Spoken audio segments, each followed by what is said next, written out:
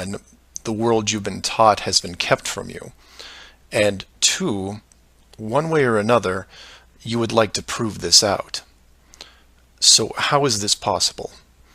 The authority in question, who created what you call the globe, is guarding all the gates. They protect the sky, the outer edge, and most importantly, the education system that shows us at an early age what they want us to see. Nobody listening to this has their own spaceship or advanced rocket program. Nobody actually owns a long-distance icebreaker. And while some of you may have a private plane, I wouldn't recommend testing a military barrier that technically doesn't exist. But then again, you have to remember that this is not the story of David and Goliath. The hidden world was never going to be sustainable forever.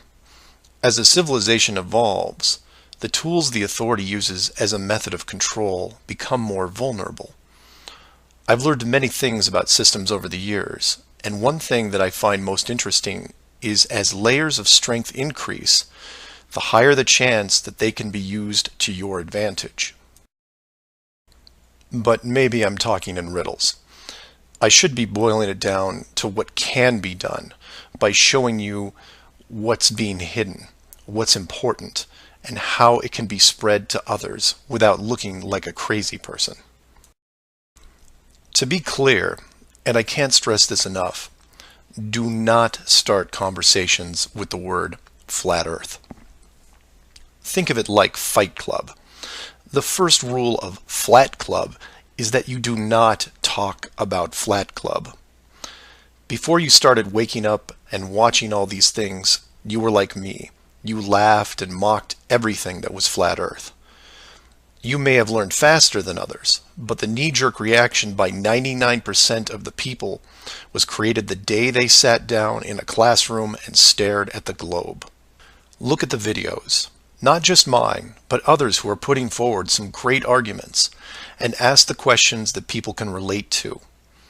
I'm going to introduce 3 very important questions that you can use, each with a statement that precedes it, and each statement is a motivation for a different group of people. If you don't fall into one of these 3 groups, then I guarantee you know people that do. The first statement is this: you are being hidden. What do I mean by that? Well, this goes back to Clue 7 and Clue 9, which talk about the flights in the Southern Hemisphere. If you are flying a plane over the Southern Hemisphere, your flight is not being tracked. How can this be used to find out the truth? It's simple, it's quick, and it costs no money. No matter what country you live in, send a quick note to your local, state, or federal representative and ask them this question: why are citizens of our country flying over oceans without the safety net of the GPS system? And remind them that GPS stands for global, not partial. Without GPS, anything could happen to your plane and no one knows where you are. And while you're at it, remind them that the GPS system was built by the United States Department of Defense, who never does anything small. The system that is in effect now has what appears to be huge, deliberate gaps in the Southern Hemisphere only. Do not mention flat Earth. Just voice your concern about the safety of you, your loved ones, and your fellow citizens. Will they get back to you? Possibly. Will they give you a satisfactory answer? Not a chance. Because they will only have what the military gives them. What this will do, however, is create a unique buzz in certain circles that may prove to be useful later. The more politicians or high-ranking officials you contact, the greater the noise. The motivation here, as you can tell, is general public concern. The second statement is this: wealth is being hidden. What do I mean by that? Goes back to Clue 2 and every other mention regarding Antarctica. In 1954, it was announced on national television that the continent was just millions of miles of rich energy resources. And by 1959, it was sealed off like Area 51. How can this be used to find out the truth? By contacting anyone you know in either the petroleum, natural gas, or mineral industry. This means ExxonMobil, British Petroleum, Royal Dutch Shell, Chevron, ConocoPhillips, BHP Billiton, Rio Tinto, Glencore, Anglo-American, and there are many others. Find anyone in these companies and make inquiries about their prospects in Antarctica. Send them the link to the Admiral Byrd interview and ask them why, if there are no environmental conflicts regarding oil, gas, or mining, why aren't they allowed to even petition the idea, even when the world's energy resources are dwindling more every day? Put the sound of money in their ear. They may not be able to break through the decades of red tape laid out in front of them, but it will create a buzz from a different side, the motivation of greed, and of pristine resources just begging to be harvested. And finally, to preface the third statement, I need to thank all the people who have sent me stacks and stacks of biblical scripture, asking me to stop dancing around the title of the flat model and call the structure what it really is. And you know, they have a point. I have put myself at a distance because I want to reach people who are outside of religious faith and even outside of general conspiracies. But for all those spiritual groups who have contacted me, I can now, however, say with conviction that this third statement is this: they are hiding God. Despite what labels I put on the flat model structure, the oldest names are from the oldest texts, one of those being called the firmament.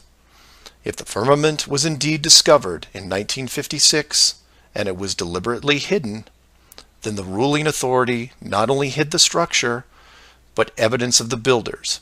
And by builders, I mean creators, and by that, I mean what people define as God.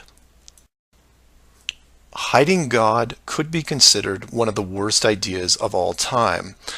And if you are a person of great or small faith, you have a vested interest in any evidence that would solidify and vindicate your years of dedicated service.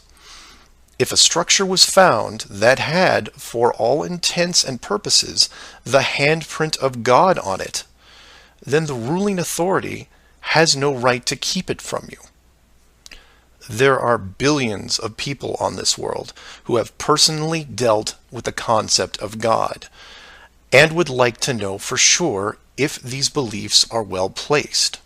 Or, in short, you want to know the meaning of life. It's out there, and it's been hidden from you. Your motivation is clear.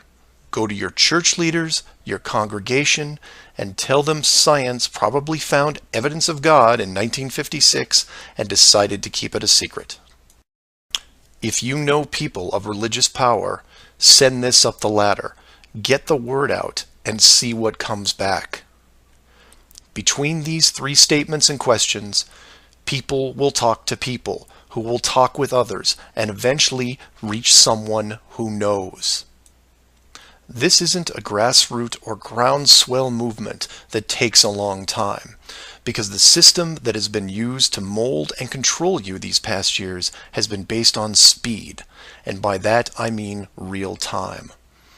All it takes is a single video, a memorandum, one whistleblower, one key person, and everything changes, not in months or weeks or days, but hours. And in those hours, everything changes because of the speed. People all over the world wake up and look at the sky with new eyes, and things start to get better. One person, that's all it takes. One person to come forward and share what has been hidden for so long. Maybe someone who is tired of all the games. Maybe someone who has gone year after year burdened by such a heavy secret. Maybe you, who are listening right now, who is looking for a reason to come forward. This is it. And if you don't want to walk into the light and be the hero, I understand. But if you can't, for whatever reason, then be anonymous. Share the message and help us make this world better, because it can be better. For everyone else, give this person an opening. Give them the opportunity and give them the support they need to help reclaim what's left of our civilization, because we need it now more than ever. I will keep spreading the word for as long as I can, in hopes that everyone that hears it starts seeing things with new eyes. And I encourage each of you to do the same. And maybe one day we will learn to treat others better than we treat ourselves.